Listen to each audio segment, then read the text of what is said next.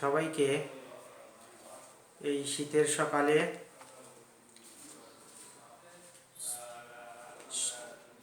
আজকের অনলাইন ক্লাসের অংশগ্রহণ করার জন্য সবাইকে অভিনন্দন জানাচ্ছি। শ্যামনগর আতুজ্জান মহিলা মহাবিদ্যালয়ের পক্ষ থেকে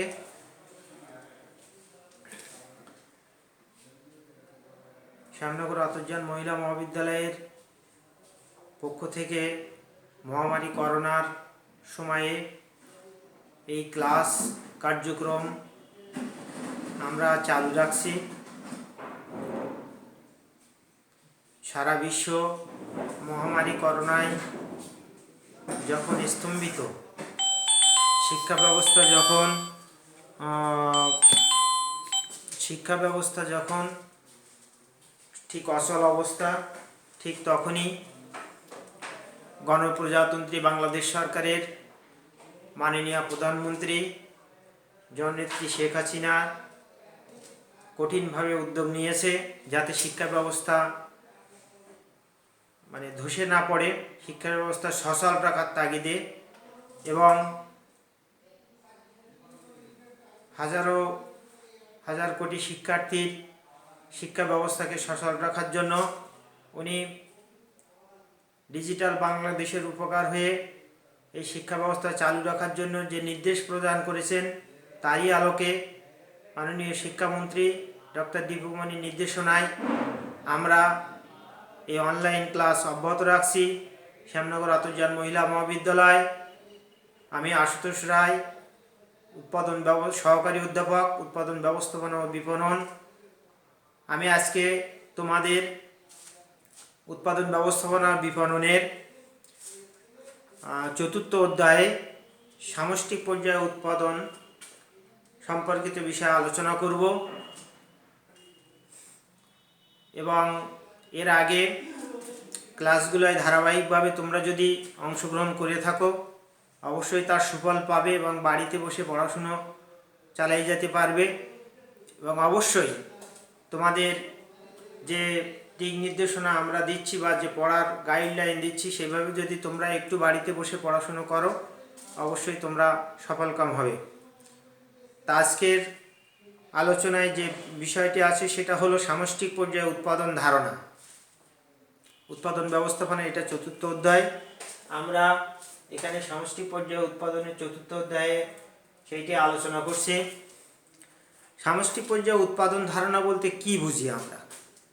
উৎপাদন ধারণা শুধু ব্যক্তি প্রতিষ্ঠান পর্যায়ে প্রযোজ্য নয়, ব্যক্তি বা প্রতিষ্ঠান পর্যায়ের এই উৎপাদন ধারণাটা প্রযোজ্য না। জাতীয় অর্থনৈতিক দৃষ্টিকোণ থেকেও উৎপাদনের বিবেচনা করা যায়, বিশ্লেষণ করা যায়।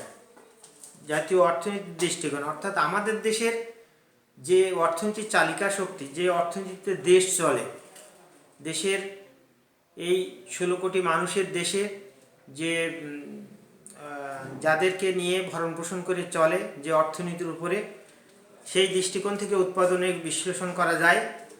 জাতীয় বা সামষ্টিক পর্যায়ে একটি দেশের মোট দেশজ উৎপাদন, জাতীয় বা সামষ্টিক পর্যায়ে অর্থাৎ একটি দেশের মোট যে উৎপাদন, সেই উৎপাদনকে, সম্পূর্ণ উৎপাদনকে যখন একটা পর্যায়ে নিয়ে আসা হবে সেটি বলা হচ্ছে যে পর্যায়ের একটি দেশের মোট দেশজ উৎপাদন। অর্থাৎ এই বাংলাদেশের যদি টোটাল উৎপাদনটা হিসাব করা হয় যে কি পরিমাণ উৎপাদন হয় এবং এই মানুষের একটি বছর তারা যে ভরণ পোষণ করবে তার কতটুকু ঘাটতি থাকছে, কতটুকু বিদেশ থেকে আমদানি করা যাবে, আর যে পণ্যগুলো এদেশের মানুষের ভরণ পোষণ হওয়ার পরে উদ্বৃত্ত থাকবে সেগুলো রপ্তানি করা যাবে, তাহলে সেই পরিমাণটা জানার যে বিষয়টা, এই পরিমাণটা জানার বিষয়টাই হচ্ছে মোট দেশজ উৎপাদন। সামষ্টিক পর্যায়ে সমস্ত এটা একসাথে করার পরে যে এটা আসবে সেইটা হচ্ছে মোট দেশজ উৎপাদন। মোট জাতীয় উৎপাদন, নিট জাতীয় উৎপাদন প্রভৃতি হিসাব করা হয়। অর্থাৎ এই মোট সামষ্টিক পর্যায়ে উৎপাদনকে বিভিন্ন পর্যায়ে হিসাব করা হয়। সমস্ত অর্থনীতির চালিকা শক্তি ব্যবহার করার পরে আমাদের যে উৎপাদন ব্যবস্থাটা তৈরি হয়, যেটা উৎপাদিত হয়, সব মানুষের নিত্য প্রয়োজনীয় জিনিসের জন্য যা যা প্রয়োজন সেগুলো তৈরি হয়, এই সমষ্টিক উৎপাদনকে বিভিন্ন পর্যায়ে হিসাব করা হয়। সেটা হলো মোট দেশজ উৎপাদন, মোট জাতীয় উৎপাদন, নিট জাতীয় উৎপাদন প্রভৃতি। এই ধরনের হিসাব থেকে একটি দেশের সামগ্রিক অর্থনৈতিক অবস্থার একটি স্পষ্ট চিত্র পাওয়া যায়। হিসাব থেকে একটি দেশের সামগ্রিক অর্থনৈতিক অবস্থার একটি চিত্র পাওয়া যায়। অর্থাৎ সামগ্রিক অর্থনৈতিক চিত্রটা বলতে সামষ্টিক পর্যায়ে অর্থনীতি হিসাব করলে দেখা যায় যে একটি দেশের কী পরিমাণ উৎপাদন হচ্ছে এবং এই উৎপাদনটা হওয়ার পরে কীভাবে মানুষ এইটাকে গ্রহণ করছে এবং তার সুফল পাচ্ছে, এবং একটি বছরে তার সম্পূর্ণ লাগছে না উদ্বৃত্ত থাকছে, এই বিষয়টা তার পুরো একটা চিত্র পাওয়া যায়। এতে জনগণ জীবনযাত্রা মান থেকে শুরু করে দেশের ভোগ, সঞ্চয়, বিনিয়োগ প্রভৃতি জানা যায়। অর্থাৎ এই যে সামষ্টিক পর্যায়ে অর্থনীতিটা ধারণা নিলে জীবনযাত্রার মান থেকে শুরু করে, অর্থাৎ একটা মানুষের জীবনযাত্রার মান, আমাদের আগের জীবনযাত্রার মান কম ছিল, জীবনযাত্রার ব্যয়ভার, এখন আস্তে আস্তে জীবনযাত্রার মান বেড়েছে, ব্যয় বেড়েছে। ফলে প্রত্যেকটা মানুষের যখন জীবনযাত্রার মান বাড়বে, মান বাড়ার সাথে সাথে তাদের প্রত্যেকটা জিনিসের দামও, ক্রয় ক্ষমতা বেড়ে যাবে। মানুষের যেমনভাবে আয়, ঠিক তার সেই পরিমাণ ব্যয়ের পরিমাণটাও বেড়ে যাবে। এই চিত্রটি সামষ্টিক পর্যায়ে অর্থনীতিতে এই চিত্রটি স্বভাবতই দেখা যায়। তাই এই হচ্ছে সামষ্টিক পর্যায়ে উৎপাদনের ধারণা। আসলে সামষ্টিক পর্যায়ে উৎপাদনে আমরা যে বিষয়গুলো জানবো আজকের এই ক্লাসে, সেটা হলো যে মোট দেশজ উৎপাদনের ধারণা, মোট দেশজ উৎপাদনের পরিমাপ বা মোট দেশজ উৎপাদন বলতে কি বোঝায়, এবং মোট জাতীয় উৎপাদন, নিট জাতীয় উৎপাদন, এই সম্পর্কিত এই আলোচনাগুলো বিশেষ করে আমরা আজকে মোট দেশজ উৎপাদন, মোট জাতীয় উৎপাদন, নিট জাতীয় উৎপাদন আলোচনা করছি। এখন আমরা যে আলোচনায় যাব সেটা হলো মোট দেশজ উৎপাদন। সামষ্টিক পর্যায়ের অর্থনীতিতে এটি একটি গুরুত্বপূর্ণ বিষয় যে প্রথমত মোট দেশজ উৎপাদন, একটি দেশের মোট উৎপাদন কিভাবে হিসাব করা হয় এবং কিভাবে এটাকে পাওয়া যায়। তা মোট দেশজ উৎপাদন সারা বছর ধরে দেশের নাগরিকরা অর্থনৈতিক কর্মকাণ্ডের মাধ্যমে পণ্য এবং সেবা উৎপাদন করে। একটি বছর, এই 2020 সাল শেষ হতে যাচ্ছে, 2021 সাল শুরু হবে। টোটাল জানুয়ারি থেকে ডিসেম্বর পর্যন্ত অর্থনৈতিক কর্মকাণ্ডের মধ্যে পণ্য এবং সেবা উৎপাদন করে। যে সমস্ত পণ্য উৎপাদন করে মানুষ ব্যবহার করে সেবা পায়, সেইগুলোর কথা বলা হচ্ছে। দেশের অভ্যন্তরীণ বিদেশি নাগরিকরাও কাজ করে। আমাদের দেশের যে সমস্ত বিদেশি নাগরিকরা এখানে এসে টেকনিশিয়ান হিসাবে কাজ করে, যেমন আমাদের পদ্মা সেতুতে বিদেশি টেকনিশিয়ানরা কাজ করছে, আমাদের বড় বড় কলকারখানা, ইন্ডাস্ট্রিতে বিদেশি টেকনিশিয়ান এনে কাজ করা হয়, তাদের কাজ করছে। তারা পণ্য এবং সেবা উৎপাদন করে, তারাও তো পণ্য উৎপাদন করতে, কিন্তু সেগুলো সবই উৎপাদিত হলে এদেশে উৎপাদন সবই মোট দেশজ উৎপাদন। তাই দেশের ভৌগোলিক সীমা রাখার মধ্যে দেশের জনগণ এবং বিদেশিরা যে পণ্য এবং সেবা উৎপাদন করে তা বাজার মূল্যকে মোট দেশজ উৎপাদন বলে। তাহলে আমরা দেশজ উৎপাদন কি বলতে বুঝতে পারছি যে আমাদের দেশের অভ্যন্তরে নাগরিকরা কাজ করে, আবার এই দেশের ভিতরে যে সমস্ত বিদেশিরা কাজ করে, অর্থাৎ আমাদের দেশের টেকনিশিয়ানরা বিভিন্ন, আমাদের যে বঙ্গবন্ধু সেতু, এই পদ্মা সেতু সহ বড় বড় যে সমস্ত স্টিল কারখানা বা ডিজিটাল যে কম্পিউটার বা ল্যাপটপ কম্পিউটার, যা এই ধরনের ইসের বড় বড় সফটওয়্যারে যারা কাজ করে, অনেক টেকনিশিয়ানরা আসে, তা তারা যে কাজ করে, তারা যে পণ্যগুলো উৎপাদন করে, এই উৎপাদন এবং তার থেকে যে সেবাটা মানুষ পাচ্ছে, জনগণ সারা বছর পাচ্ছে, এই সবগুলোকে পণ্য উৎপাদন করে তার বাজার মূল্যকে, অর্থাৎ টোটাল যদি হিসাব করা হয় যে দেশীয় জনগণরা, বিদেশি যারা আমাদের দেশে কাজ করছে, টোটালটা হিসাব করে এর মূল্য হিসাব করলে যেটা আসবে সেটা হচ্ছে মোট দেশজ উৎপাদন। অর্থাৎ এখানে দেশের অভ্যন্তরে উৎপাদনকেই শুধু হিসাব করা হয়। আমাদের দেশে কি করা হয়, দেশের ভিতরে যে উৎপাদন আছে সেই উৎপাদনকেই শুধু হিসাব করা হয়, যে সেই দেশের ভিতরে উৎপাদন এখানে আমাদের দেশের লোকজন করে থাকে, বিদেশিরাও করে থাকে। এই কারণে বিদেশে অবস্থানরত নাগরিকরা যে পণ্য এবং সেবা উৎপাদন করে তা এতে অন্তর্ভুক্ত করা হয় না। বিদেশে, আমাদের দেশ থেকে যারা বিদেশে গেছে, আমাদের দেশ থেকে বিভিন্ন পাশ্চাত্য দেশে, উন্নত বিশ্বের বিভিন্ন দেশে যারা কাজ করে, সেখানে যে কাজ করছে, যে সেবা প্রদান করছে, যে উৎপাদন করছে, সেগুলো কিন্তু আমাদের দেশে মোট দেশজ উৎপাদনের ভিতরে অন্তর্ভুক্ত হয় না। কিন্তু ওই সমস্ত দেশের যে সমস্ত নাগরিকরা আমাদের দেশে কাজ করছে, যে পণ্য উৎপাদন করছে, যে সেবা দিচ্ছে, সেগুলো মোট দেশজ উৎপাদনের ভিতরে উৎপাদিত হয়। তাহলে আমরা এখানে প্রথমত আমরা এই মোট দেশজ উৎপাদনে আমাদের প্রথম থাকবে জ্ঞানমূলক প্রশ্ন, মোট দেশজ উৎপাদন কি?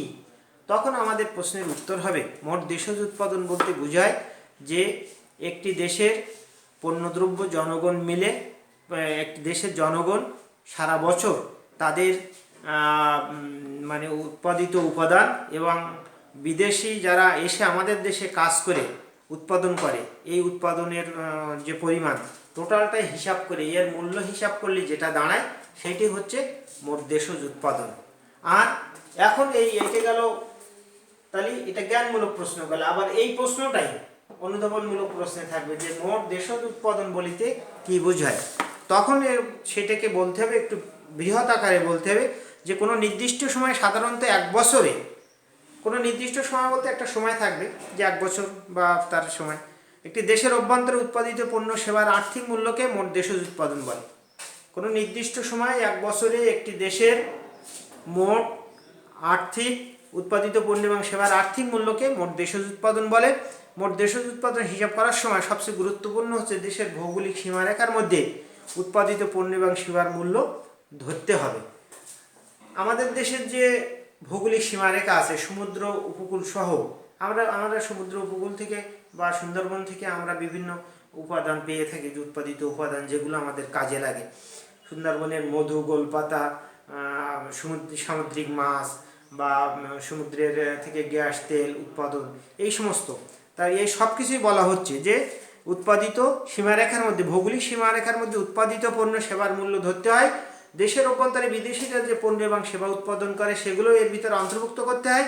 আর বিদেশে অবস্থানরত নাগরিকদের যে পণ্য উৎপাদন করে তার দেশের উৎপাদন অন্তর্ভুক্ত হয় না। এই কথাগুলো লিখতে হবে, যে কথাগুলো আগেও আলোচনা করছি। তবে এখানে শুধু পার্থক্য হলো যে মোট দেশজ উৎপাদন কি বলিতে শুধু সংক্ষেপে অল্প কথায় লিখতে হবে, আর যখন এইটা বলিতে কি বুঝো তখন এটার বিস্তারিত ব্যাখ্যা দিতে হবে। তখন দিলেই সেইটাই হবে যে মোট অনুধাবনমূলক প্রশ্ন। এখানে লিপসে এবং ক্রিস্টাল বলতেছে যে এই সংক্রান্ত বিষয়ে, লিপসে এবং ক্রিস্টাল বলতেছে মোট দেশজ উৎপাদন হচ্ছে কোনো নির্দিষ্ট সময়ে, সাধারণত এক বছরে সমগ্র অর্থনীতির প্রকৃত উপাদানের মূল্য। ক্রিস্টাল বলতেছে যে নির্দিষ্ট সময়ে, সাধারণত এক বছরে সময়ে অর্থনীতিতে প্রকৃত উপাদানের যে মূল্য, এইটাই হচ্ছে মোট দেশজ উৎপাদন তার ভাষায়। আর জন বি টেলর বলছে মোট দেশজ উৎপাদন হচ্ছে একটি নির্দিষ্ট সময়ে একটি অর্থনীতিকে নূতন উৎপাদিত সকল পণ্য এবং সেবার মূল্যের পরিমাপ, এটি হচ্ছে বি টেলর বলছে। যাই হোক, আমরা এখানে এই আলোচনা থেকে কি বুঝতে পেরেছি যে মোট দেশজ উৎপাদন বলিতে এটি একটি নির্দিষ্ট সময়, সাধারণত এক বছরে হিসাব করা হয়। মোট দেশজ উৎপাদনটা হিসাব করা হয় কিভাবে? হিসাব করা হবে, আমরা আগেও বলেছি যে শুধু এক বছরে হিসাব করা হবে। এক বছরে টোটাল অর্থনীতি কি হয়েছে, বিদেশি জনগণ এসে কাজ করে কি উৎপাদন করছে, তার মূল্য কি, এটি হচ্ছে মোট দেশজ উৎপাদন। পণ্য এবং সেবার আর্থিক মূল্য ধরা হয়, যে পরিমাণ পণ্য উৎপাদন করেছে তার আর্থিক মূল্য ধরা হয়। এতে ভৌগোলিক সীমারেখার মধ্যে উৎপাদিত পণ্য সেবা অন্তর্ভুক্ত হয়। ভৌগোলিক সীমারেখা বলতে আমাদের দেশের পাহাড় পর্বত, নদী নালা, সমুদ্র, খাল বিল সমস্ত পরিসীমার থেকে যে আয়টা আসবে সেটাকে অন্তর্ভুক্ত করা হয়। দেশের অভ্যন্তরে বিদেশি উৎপাদন অন্তর্ভুক্ত হয়, তবে বিদেশি অবস্থানরত দেশে নাগরিক উৎপাদন এখানে আসে না।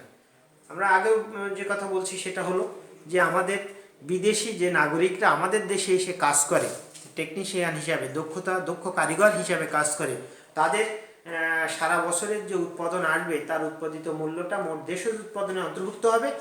আর আমাদের দেশ থেকে যে সমস্ত শ্রমিক বিদেশে কাজ করছে, লক্ষ লক্ষ শ্রমিক বিভিন্ন দেশে, উন্নত পাশ্চাত্য দেশে কাজ করছে, তারা যে উৎপাদিত পণ্যটা উৎপাদন করে সেটা আমাদের মোট দেশজ উৎপাদনের ভিতরে আসবে না। তা এই হচ্ছে মোট দেশজ উৎপাদনের ধারণা। এরপরে আমরা মোট জাতীয় উৎপাদন আলোচনা করব। মোট জাতীয় উৎপাদন, আমরা সামষ্টিক পর্যায়ে উৎপাদনের ধারণা পেয়েছি, মোট দেশজ উৎপাদনের ধারণা পেয়েছি, মোট জাতীয় উৎপাদন আমরা আলোচনা করব। মোট জাতীয় উৎপাদন, মোট জাতীয় উৎপাদন।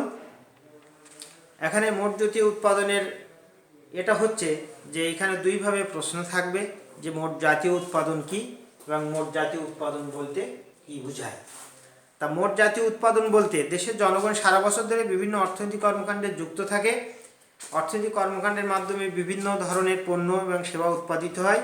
এই সমস্ত পণ্য এবং সেবার বাজার মূল্য হচ্ছে মোট জাতীয় উৎপাদন।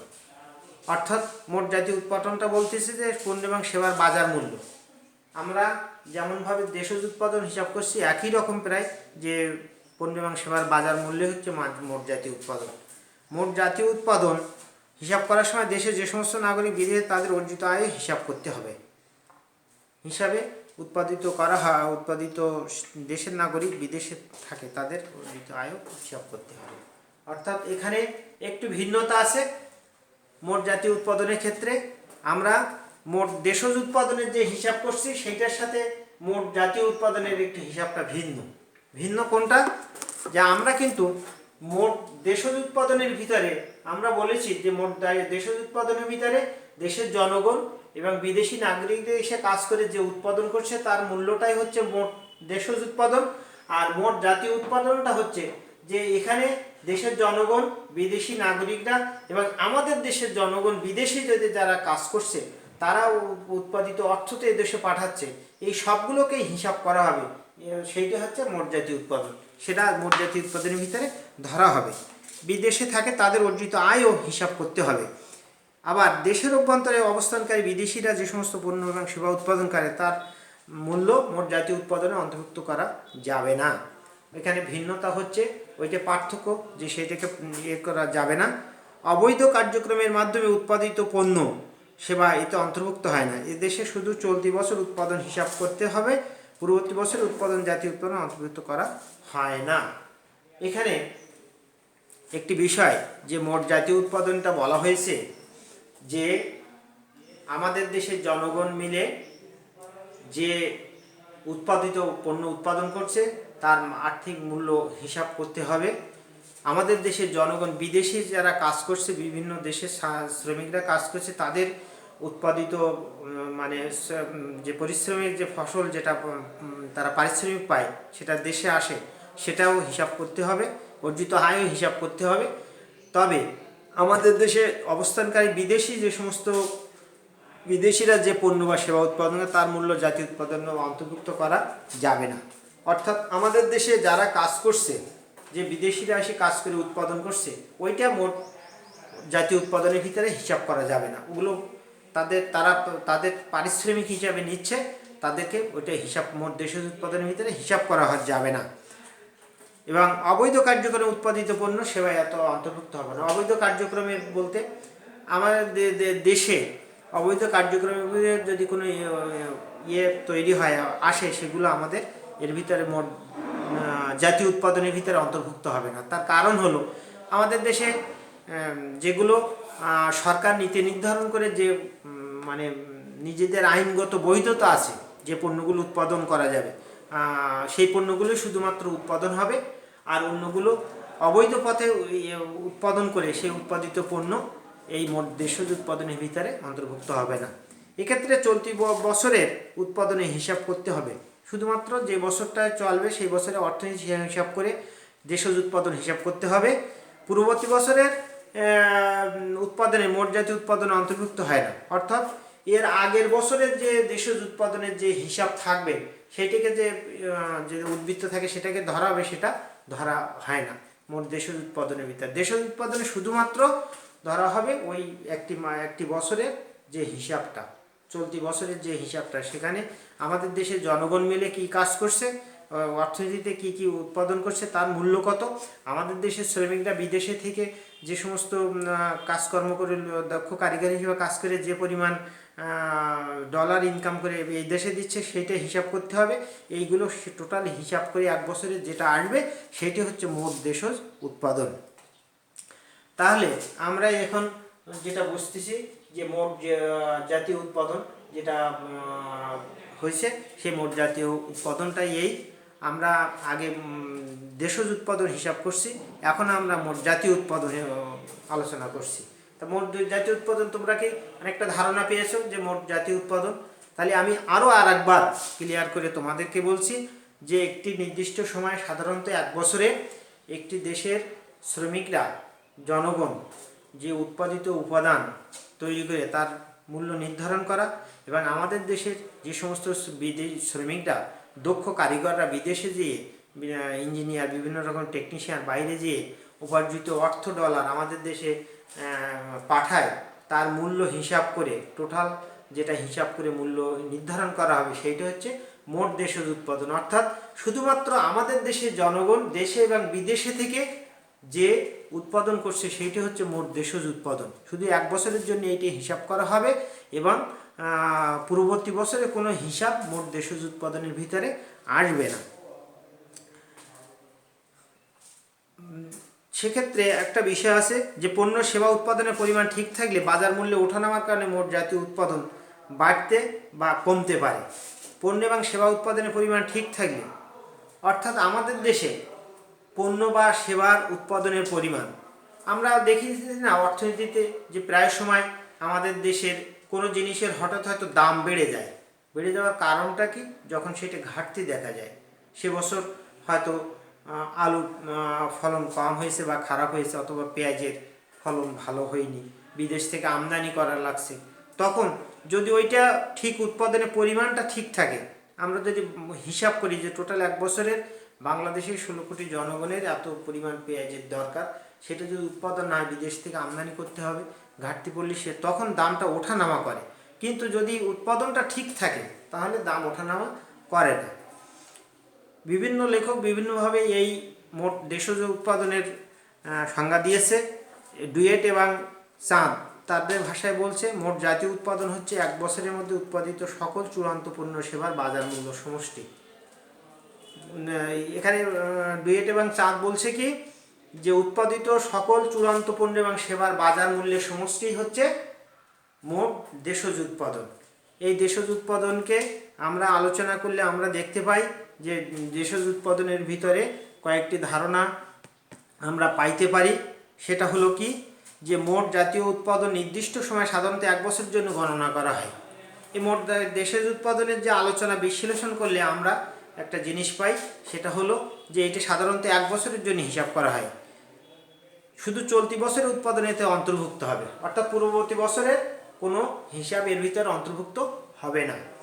আর বিদেশি অবস্থানরত দেশের নাগরিকদের আয় অন্তর্ভুক্ত করতে হবে। আমাদের দেশ থেকে যে সমস্ত নাগরিক বিদেশে অবস্থান করছে তাদের যে আয়টা, সেটা এর ভিতরে অন্তর্ভুক্ত করতে হবে। বেআইনি কার্যকলাপ থেকে উৎপাদিত পণ্য এবং সেবা এর ভিতরে আসবে না। আমরা আমাদের মোট দেশজ উৎপাদন, মোট জাতীয় উৎপাদনের ভিতরে অবৈধভাবে উৎপাদিত অর্থ বা উপাদান মোট দেশজ উৎপাদন হিসাবের ভিতরে আসবে না। মূলধনী লাভ লোকসানের অন্তর্ভুক্ত হবে না। মূলধনী লাভ লোকসানের অন্তর্ভুক্ত এর ভিতরে হবে না, কেন মূলধন বিনিয়োগ করে যে আসবে সেটা এর ভিতরে আসবে না। এই কয়েকটি আলোচনার প্রেক্ষিতে, মানে মোট দেশজ উৎপাদনের ধারণার প্রেক্ষিতে আমরা এই আলোচনাটা করলাম। এরপরে আসবে যে আমরা তাহলে মোট দেশজ উৎপাদন, মোট সামষ্টিক পর্যায়ে অর্থনীতিতে প্রথম ধারণা আলোচনা করছি, এবং মোট দেশজ উৎপাদন আলোচনা করছি, মোট জাতীয় উৎপাদন আলোচনা করলাম। এরপরে আমরা আসবো যে নিট জাতীয় উৎপাদন কি। নিট জাতীয় উৎপাদন বলিতে কি বোঝায়, শুধুমাত্র মানে সমস্ত উৎপাদন বাদ দিয়ে টোটাল কতটুকু নিট উৎপাদন, সেইটাকে কিভাবে আমরা নির্ণয় করতে পারি, সেইটা বলছে নিট জাতীয় উৎপাদন। উৎপাদন কাজে বিভিন্ন ধরনের মূলধন সামগ্রী ব্যবহৃত হয়। আমাদের দেশে উৎপাদন কাজে বিভিন্ন ধরনের মূলধন সামগ্রী ব্যবহৃত হয়, যেমন যন্ত্রপাতি, কারখানা, ঘরবাড়ি প্রভৃতি। উৎপাদন কাজে ব্যবহার করার ফলে এগুলো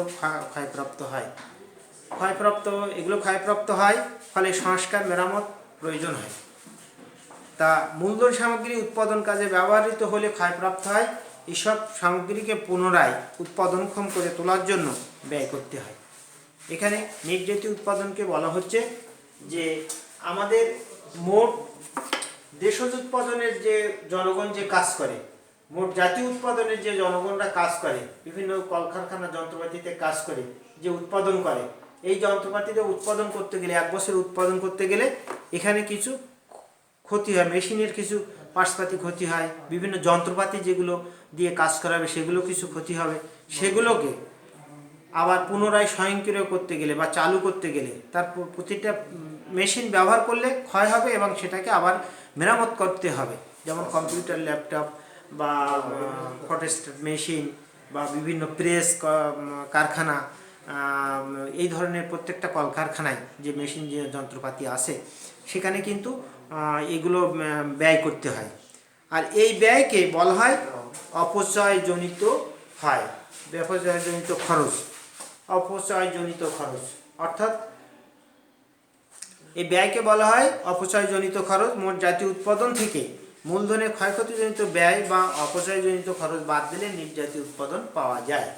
অর্থাৎ আমাদের দেশের যে উৎপাদনটা, এই উৎপাদনটা, নিট জাতীয় উৎপাদনটা হিসাব করা হয় কি, যে আমরা যে ধরে নাও যে 2020 সালে আমাদের টোটাল যে উৎপাদন হয়েছে, 2020 সালে যে উৎপাদনটা হয়েছে, এই 2020 সালে উৎপাদনটা হওয়ার পরে কলকারখানা মেরামত বা বিভিন্ন মেশিন যন্ত্রপাতি মেরামত এগুলো করার ফলে কি এসছে, এখানে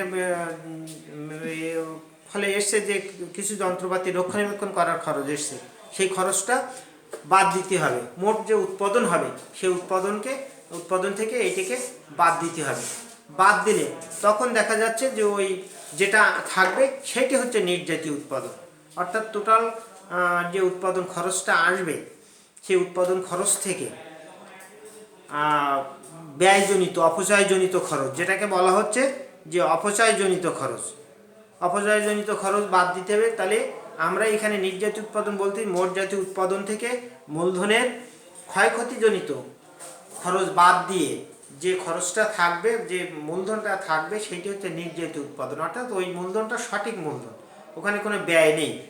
সারা বছর আমাদের দেশের জনগণ মিলে বিদেশে যে সমস্ত জনগণ কাজ করছে বিভিন্ন যন্ত্রপাতিতে, তাদের যে খরচ হচ্ছে এই খরচ বাদ দিয়ে একটা ব্যবসা প্রতিষ্ঠানে কি করা হয়, একটা ব্যবসা প্রতিষ্ঠানে টোটাল হিসাব করে যে একটা ব্যবসা প্রতিষ্ঠানে সারা বছর যে আয় হয়েছে তার থেকে তাদের রক্ষণাবেক্ষণ খরচ, তাদের যন্ত্রপাতি মেরামত খরচ, এই সংক্রান্ত খরচগুলো বাদ দিয়ে যে খরচটা আসবে সেইটা হচ্ছে নিট জাতীয় উৎপাদন। তাহলে আমরা বুঝাতে পারছি কি, আমরা বুঝাতে পারছি যে নিট জাতীয় উৎপাদন কি। তাহলে নিট জাতীয় উৎপাদন বলতে আমরা বুঝবো যে একটি দেশের জনগণ একটি নির্দিষ্ট সময়ে একটি বছরে কাজ করার পরে ওই তার যে সমস্ত যন্ত্রপাতি দিয়ে কাজকর্ম করে, সেই কাজকর্ম করার ফলে যে ক্ষয়ক্ষতিজনিত যে কিছু ব্যয় হয় সেটা হচ্ছে অপচয়জনিত ব্যয়। এই অপচয়জনিত ব্যয়কে যখন টোটাল মূলধন থেকে অপচয়জনিত বাদ দেওয়ার পরে যেটা থাকবে সেটি হচ্ছে নিট জাতীয় উৎপাদন। তা যাই হোক, আমরা আজকে তোমাদেরকে এই উৎপাদন ব্যবস্থাপনা বিপণনের প্রথম পত্রের একাদশ শ্রেণীর ছাত্রীদের সামষ্টিক পর্যায়ে উৎপাদনে আলোচনা করলাম। চতুর্থ অধ্যায়ে মোট দেশজ উৎপাদন, মোট জাতীয় উৎপাদন এবং নিট জাতীয় উৎপাদন। তোমরা এইগুলো বাসায় বসে ভালোভাবে দেখবে এবং সুন্দরভাবে এগুলো একবার করে দেখলে আবার তোমরা পরীক্ষার সময় ভালো করে লিখতে পারবে। তা এই মহামারী করোনার সময়ে তোমরা বাড়িতে বসে অনলাইন ক্লাস নিয়মিত ফলো করবে যাতে শিক্ষা ব্যবস্থাটা চালু থাকে। তোমরা আগামীতে তোমাদের যে পরীক্ষা, বিশেষ করে ইয়ার ফাইনাল পরীক্ষা তোমাদের যে মে জুন মাসে হবে, তখন তোমরা এইটাকে অংশগ্রহণ করতে পারবে। আর সেই সাথে সাথে যাতে তোমরা বাড়িতে নিয়মিত পড়াশুনোর সাথে সাথে যখন বাইরে বের হবে বা বাইরে বেরোতে হলে অবশ্যই মাস্ক ব্যবহার করবে। পরিবার পরিজনকে সুরক্ষা রাখার জন্য সবসময় মানে হ্যান্ড ওয়াশ বা ওই ধরনের ব্যবহার করবে, তরল ব্যবহার করবে বাইরের থেকে আসলেই, এবং নিজের পরিবারকে সুরক্ষা রাখার জন্য যা যা প্রয়োজন সেগুলো করবে। এই আশাবাদ রেখে আজকের অনলাইন ক্লাস এখানেই সমাপ্তি করছি। সবাইকে ধন্যবাদ।